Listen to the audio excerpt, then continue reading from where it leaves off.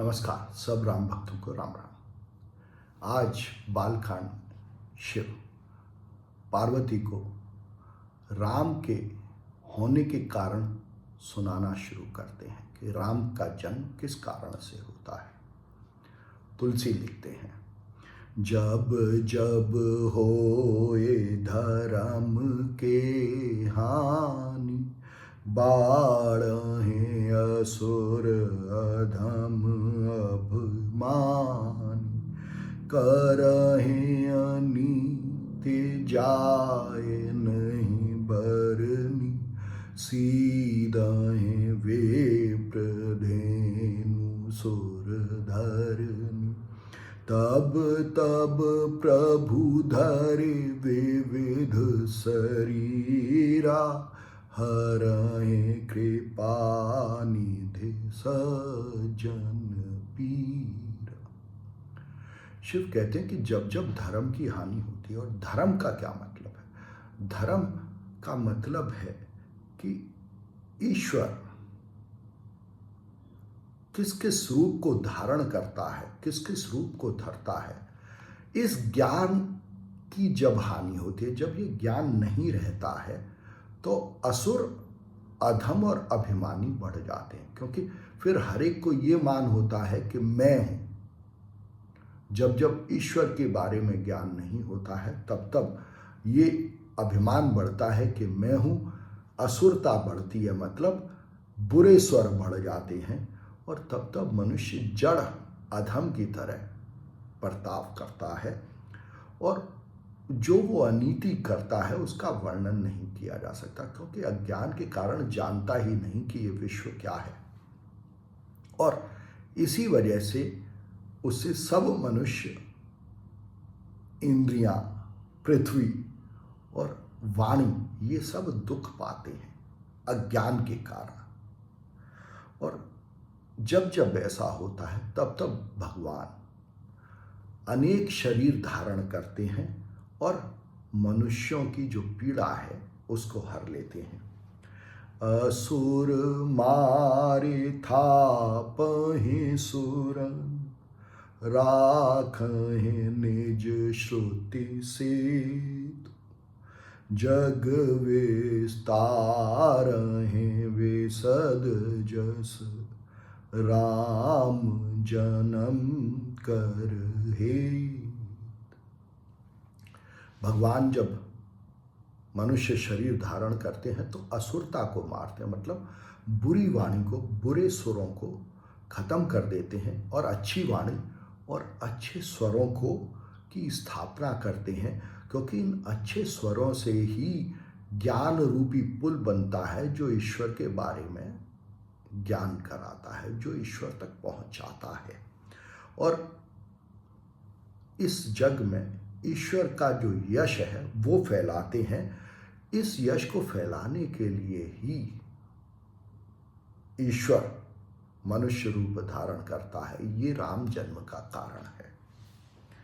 सोई जस गाय भगत भव तरहि, कृपा सिंधु जन हित तनु धरहि, राम जन्म के हेतु अनेका, परम विचित्र एक तेका।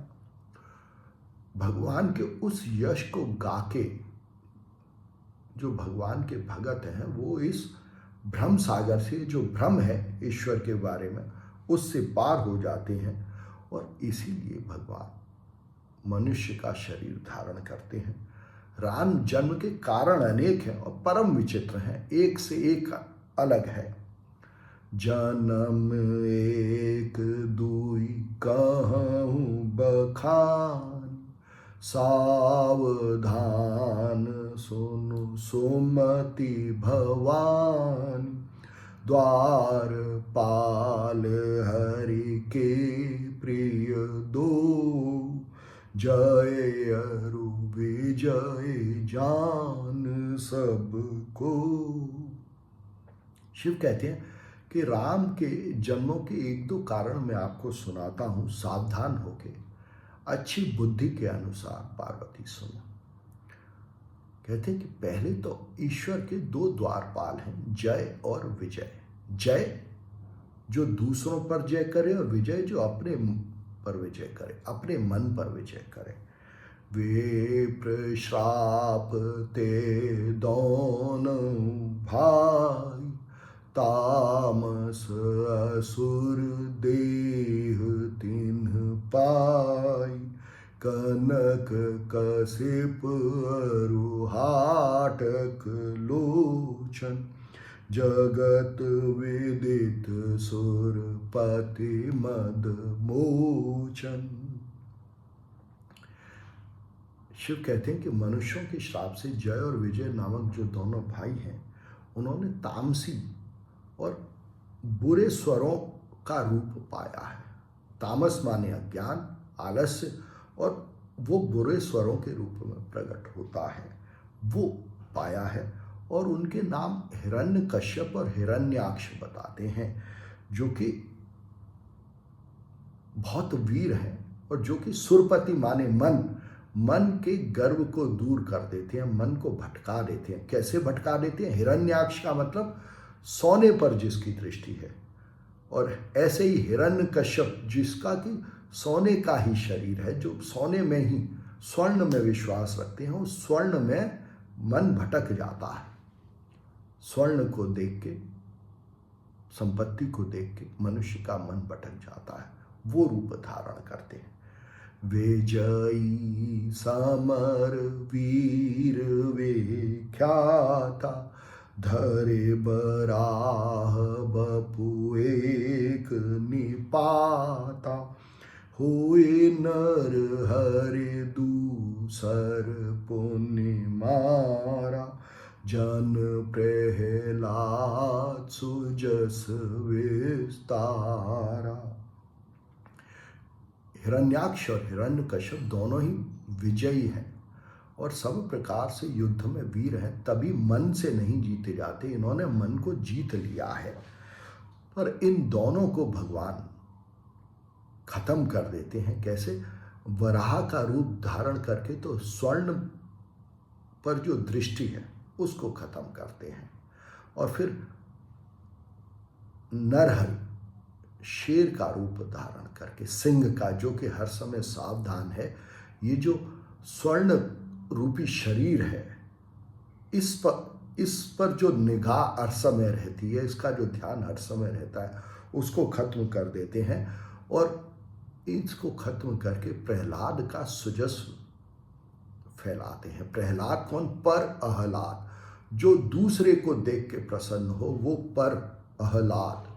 और जब मनुष्य ये करता है तो हिरण्यकश्यप और हिरण्याक्ष दोनों का वध होता है। भय निशाचर जायते, महावीर बलवान। कुंभकर्ण रावण सोभट, सुर विजयी जग जान। हिरण्याक्ष और हिरण्यकश्यप दोनों अगले जन्म में राक्षस बनते हैं, जो कि बहुत वीर हैं और बहुत बलशाली हैं। और उनका नाम कुंभकर्ण और रावण बताया। रावण तो अज्ञान का रूप है, मतलब जिसको मालूम नहीं कि ईश्वर कौन है। और कुंभकर्ण जो इस शरीर को ही, अपने शरीर को ही प्रमुख मानता है, उसमें ही आसक्त रहता है। कुंभकर्ण, कुंभ शरीर को कहते हैं, और कर्ण जिसको कर्ता माना जाए। तो इन दोनों को सुरों पे विजय प्राप्त करने वाला बताया। असुर हैं, मतलब बुरे स्वर हैं, जो अच्छे स्वरों पर विजय प्राप्त करते हैं। मुकुत न भय हते भगवाना, तीन जन्म द्विज वचन प्रवाना। एक बार तिनके हित लागी, धरे शरीर भगत असुर रावण और कुंभकर्ण के रूप में जन्म लेते हैं और इनके ही भले के लिए, इनको मुक्त करने के लिए ही ईश्वर राम के रूप में जन्म लेता है। राम के जन्म के और भी कारण हैं, शिव आगे बतलाएंगे। धन्यवाद।